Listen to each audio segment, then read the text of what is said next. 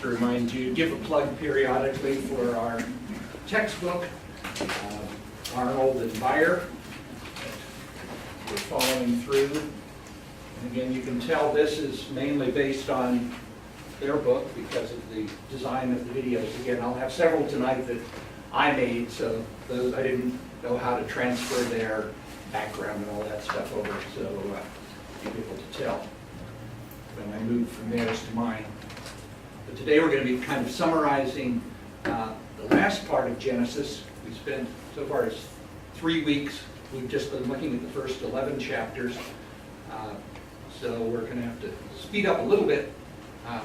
But chapter 12 is mainly talking about the patriarchs. You could say patriarchs and matriarchs. We're going to look at their background,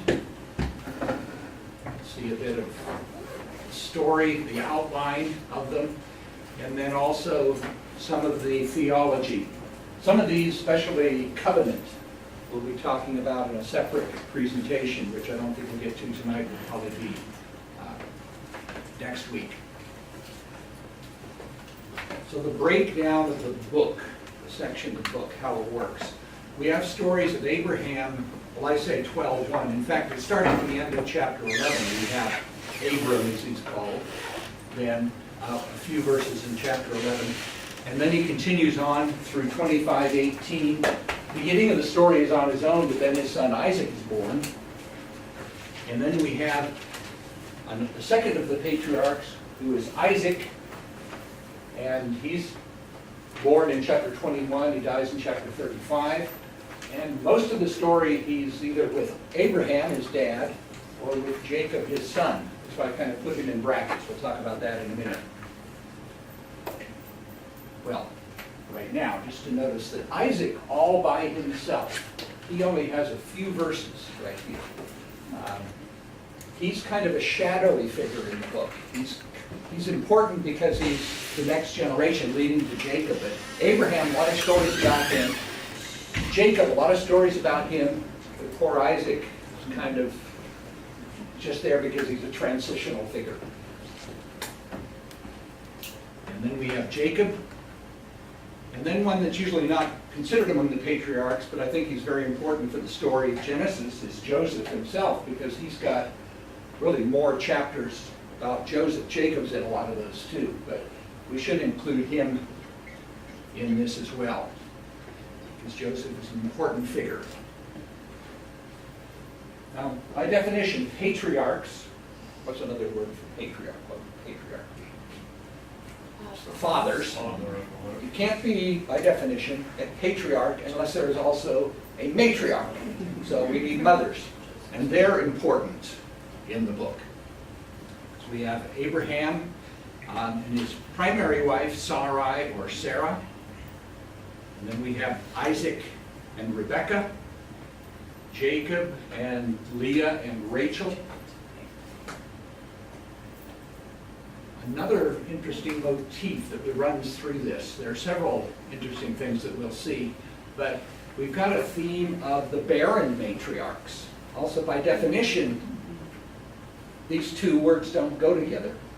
Barren mothers, that it doesn't work because Sarai or Sarah is barren for a while, and they have one of the first recorded instances of surrogate motherhood by Hagar. And then Rebekah, you'd skip over that because it only mentions in one verse that Rebekah was barren as well. And then Leah and Rachel, for Rachel, they don't call them barren per se, but Leah's producing all over the place, and Rachel gets upset because she doesn't have any children. And then it says Leah stopped having children, and Rachel started. We'll be seeing more of them in detail as we go along. We've probably got a World Series of the two teams here, of Leah and Rachel trying to produce children. But they are the matriarchs. I forgot to add Joseph here. He also had a wife too, the daughter of an Egyptian king. But These were all barren, and God worked in their lives in order for them to become matriarchs. And so they did have children. Now, Abraham had his origins in Ur of the Chaldees, as it's said in King James Version, which is down here. You can't really see it, but this is Iraq, and it says they went to Haran, which is up here in what is now Syria. So they followed the Fertile Crescent, they followed the Euphrates River up to Haran. He went there with his father, and they lived there for a while. His father, Terah, died, and then it says they moved down to what is now Israel, and then he also went to Egypt, and he came back. Now for us, I don't know if you can see it here. It says this is 100 miles, so I haven't figured it out, but there's maybe 400 or 500 miles here. Most people never moved that much. We're so used to, how many of you are native to Wilmington and have never lived anywhere else? What do you know? You're one of the first people that I've met. Most people move all over the place. And so something like this would be strange in the ancient Near East. You don't move that much. But that's just to tell you where we've got, again, moving from what is Iraq to Syria and down to Israel and then to Egypt. And again, as I mentioned, the theological motifs and concepts that we're going to be talking about in more detail in later presentations. The first one is election, where, if you remember, in a previous talk, we talked about the covenant with Noah, which was a universal covenant. All of creation entered into a relationship with God there. But then election is where a group are chosen for a certain purpose. So we're going to be looking at the promises to Abraham and his family, which is part of election. The promises we'll see later on, but then, as I said, we'll also have a separate presentation on covenant. One of the places on that map that I didn't point out, but is a place called Shechem. This is, you can see how things look now. You've got the city of Shechem there, but in a lot of places in Israel, especially in Jerusalem, for example, in any vacant lot, or even in your own basement, you could dig down and you're going to find these are walls from ancient cities. So right there, if you dug down in the pumpkin patch, you'd find ruins. And so living right next to these ancient things, which could be from the time of the patriarchs.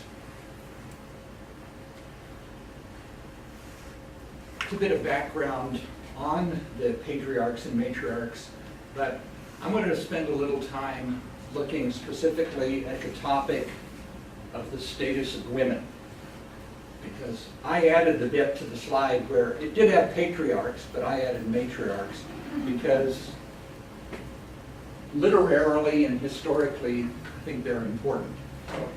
And in the ancient Near East, for example, they didn't have much sociological importance, if you like. Women were property, chattels. You're under the control of your father first, and then your husband.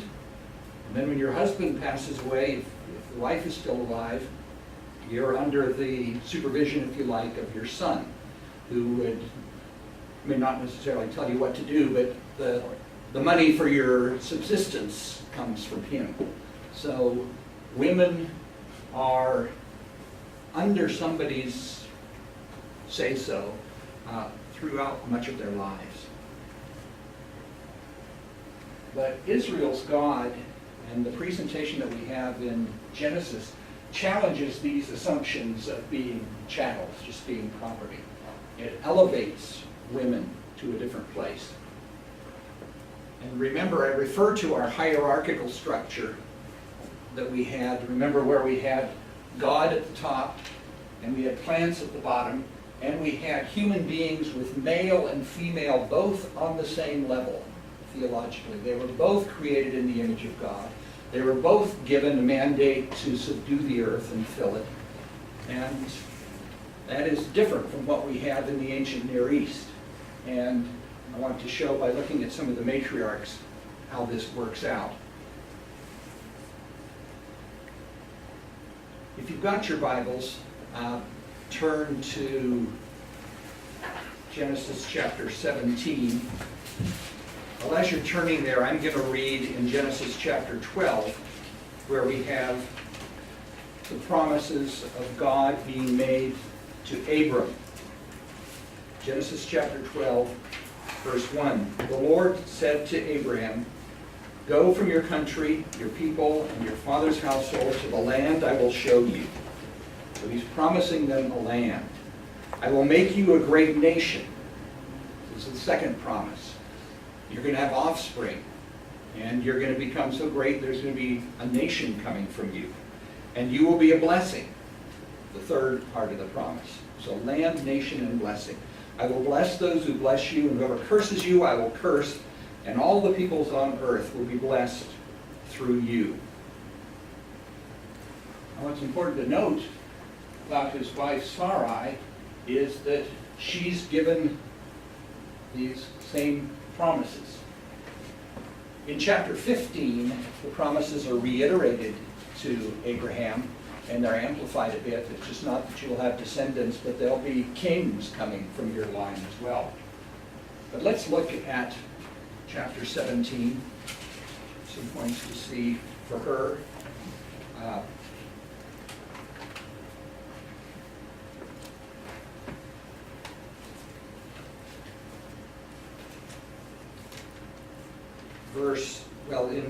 In chapter 17, at the beginning part, God again reiterates his promise, his covenant. At verse 9, then God said to Abram, "As for you, you must keep my covenant, you and your descendants after you." And he talks about circumcision, but part of the covenant is there's going to be descendants. And then verse 8, "The whole land of Canaan, where you now reside as a foreigner, I will give to you and your descendants." Remember, land, Canaan in this case, descendants, and blessing. So those are re-given to Abraham. But then verse 15, God also said to Abraham, "As for Sarai your wife, you no longer to call her Sarai, her name will be Sarah. I will bless her and surely give you a son by her. I will bless her so she will be the mother of nations. Kings of peoples will come from her." So the promise of descendants is also given to Sarai. And I also mentioned that her name changes. Sarai in Hebrew, Sar is the word for prince, and the I at the end is my prince. So she's named in relationship to some guy, my prince. But Sarah, it's a small little change at the end. The I is the feminine singular ended. So she becomes princess. She is princess in her own right. You can be a princess without having a prince. But first of all, she was named in relationship to somebody else who was her prince. But now the name change lifts her up, if you like. So as I say here, Abram, his name was changed to Abraham, father of a multitude, which is again reflecting the descendants part of the promise. And her name is changed as well to Sarah. And then, as I said, those we mentioned in verse 16, so which also mentions blessing. So that's his wife, the original matriarch. And then we have Hagar. Now, Hagar is an interesting character because she's the opposite of Abram. When you think of Abram, we think of him as a mighty character, but he's in fact not a king. He's not a ruler. He seems to be a merchant or at least a nomad. I'm not sure what exactly we view him as, but Hagar is really in contrast to him. Because she's a woman, again, in the ancient Near East, at the bottom of the social level. She's a foreigner, even further down at the bottom of the social level. She's a slave, as far down as you can get. So in complete contrast to Abram, who was a free man, became a landowner. She was down there at the very bottom. Now we won't go into detail on them, but you have two sets of stories about Hagar, one in chapter 16 and another set in chapter 21. And Isaac is kind of in the middle. So Isaac is the patriarch that we mentioned as kind of a shadow figure, but he is there. But Hagar's stories are important. They're kind of directing your attention to the Isaac stories. But let's look at a couple of verses. I'll let you guys, you got your Bibles here. Will somebody read 16:10? Who's going to volunteer? Okay, you'll read. Okay, and then somebody else look up 21 verses 13 and 18. Who will do that? Okay, so we got 21, 13, and 18. Okay, first 16:10. And the Lord's messenger also said to her, I will give you many children, so many they can't be counted. Okay, I will give you many children, descendants, the same promise that he'd given to Abraham and also repeated to Sarah. But here is this bottom of the social totem pole getting the same promises that they had. And how about 21 verses 13 and 18, if you read those? I will make the son of a maidservant into a nation also, because he is your offspring. And verse 18? Lift the boy up and take him by the hand, for I will make him into a great nation. Okay, again, the same promises to the slave. So we think slave woman, nobody will notice her, but God notices her and brings out these same promises to her. Now, a slave at that time was like an indentured servant. Not her, she was a foreigner, so they did have indentured servants that would be, you can have debt slavery, for example, where if you became impoverished, you couldn't feed your family, you could put yourself into servitude for a while, so your owner would then be responsible for feeding you. But foreigners couldn't or didn't necessarily have that. She might have been captured as a prisoner of war, or brought in some other way, but they were probably permanent slaves. We're not sure what her background was, just said she was Egyptian. Now Rebecca, the next matriarch, we mentioned that Isaac is mostly a shadowy figure. He's mainly acted upon. He's not that active. Really the one that takes more initiative in the whole story is Rebecca. She saw that the promise of God was to go to her son Jacob, only her husband liked the other son better, and I don't know how she heard from God, it doesn't specifically mention this, but she took matters in her own hands in a way. We won't talk about theology again, we said that gets us in trouble at times, but she again lied, had her son lie to fulfill the covenant promise of God. So she seeks to protect the line of promise. She sees that it's carried out. So again, in this, her husband, Isaac, is just kind of, I like him, since I like him, I'll put the promise through him. So he doesn't seem to have much gumption in this one, but she's the one that's really acting. The ones I really like are the story of Leah and Rachel. We don't have time to read the whole story, but if you want to turn to 29, just look through some of it.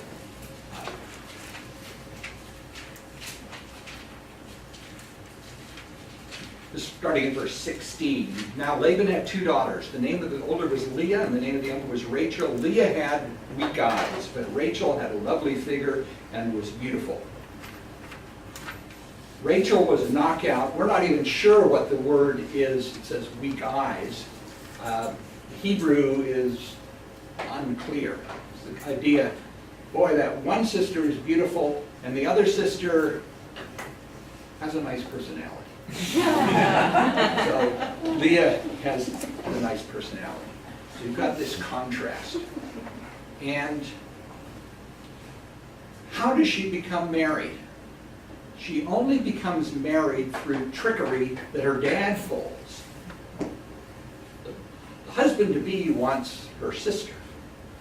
And so imagine her self-esteem, what's happening to her. She knows that her sister's a lot nicer looking than her.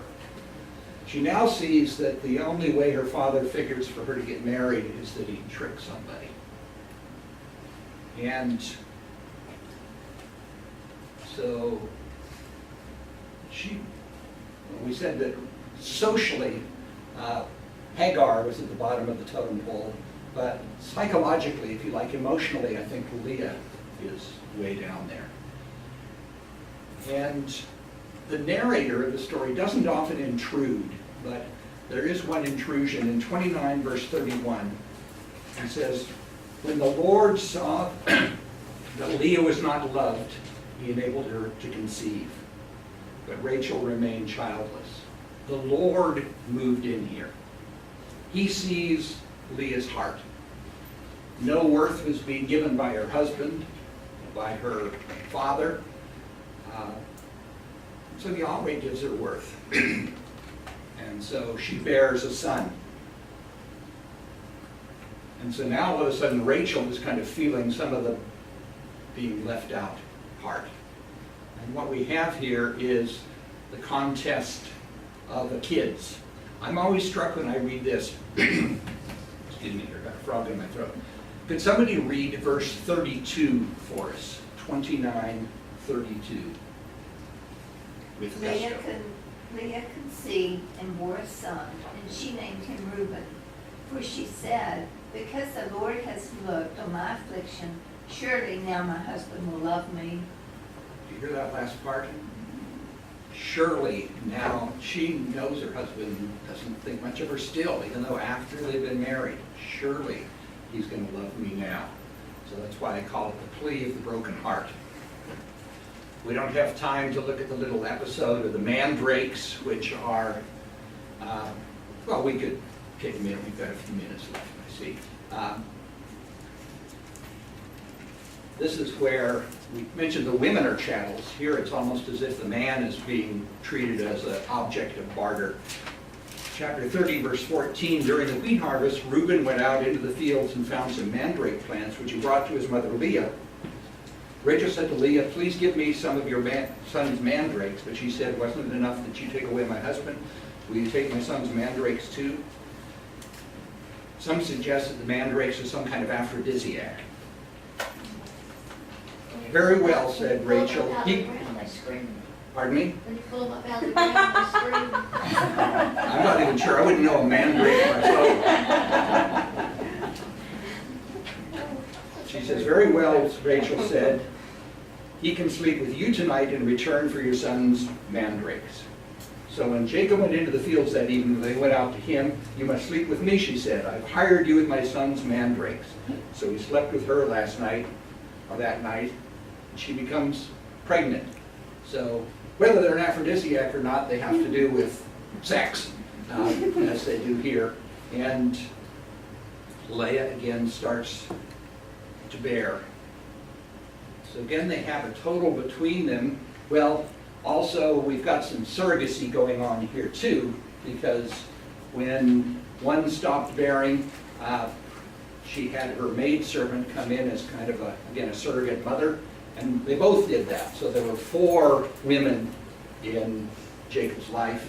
How many children were there between them? 12. 13. 13, yes. We say 12. Why 12? 12 tribes. 12 tribes. That's 12 sons. then there was also a daughter, too. Don't forget the daughter. They don't mention her in the play. Yeah, she's interesting in here. We don't have time to go into it in depth, but chapter 34 is Dina's story, and that's really powerful. She gets raped. She says not a word in her story. We don't hear from her. There's an interesting novel written a number of years ago by Anita Diamant called The Red Tent, which is, she is the heroine of this. And it's worth reading. It's not biblical. I mean, it starts like the biblical background characters. What happens goes way beyond what Scripture says. But it tries to raise woman up by giving her a voice. But it's interesting what happens at the end of their life. You've got the matriarchs. They're vying with each other. There's sibling rivalry all the way through. Could somebody read chapter 35, verse 19 for us?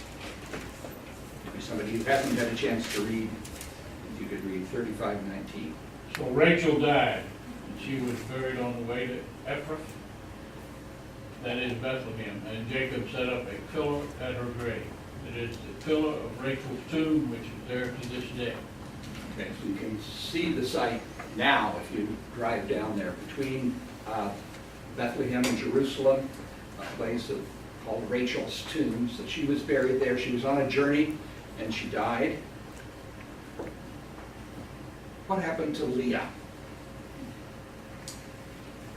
Chapter 49, verses 29 through 31. I'll read it. Jacob is on his deathbed. And then he gave them these instructions. I'm about to be gathered to my people. I'm about to die. Bury me with my fathers in the cave in the field of Ephron the Hittite, the cave in the field of Machpelah near Mamre in Canaan, which Abraham bought, along with the field as a burial place from Ephron the Hittite. There Abraham and his wife Sarah were buried. There Isaac and his wife Rebekah was buried, and there I buried Leah. So it's just kind of an ironic note at the end. Rachel slept with him all the time he was alive. Leah slept with him for eternity, if you like. Rachel wasn't even in the same tomb. So What verse was that? that is chapter 49, starting at verse 29.